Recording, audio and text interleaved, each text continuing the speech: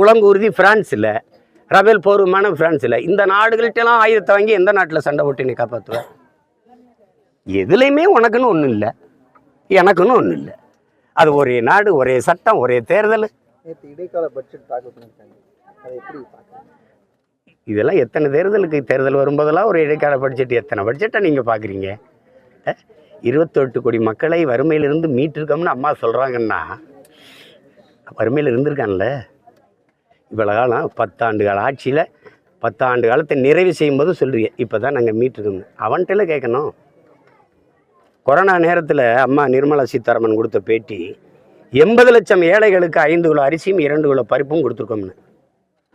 130 கோடி மக்களில் 80 லட்சம் ஏழைன்னு நிதியமைச்சரே ஒத்துக்கிட்டா நாடு எங்கே இருக்குன்னு பாருங்கள். இதெல்லாம் நீங்கள் டெவலப்புங்கிறீங்க, டெவலப்பிங்கிறீங்க. நாங்களும் காதிலேயே தேனை ஊத்துறீங்களடா, வாயில்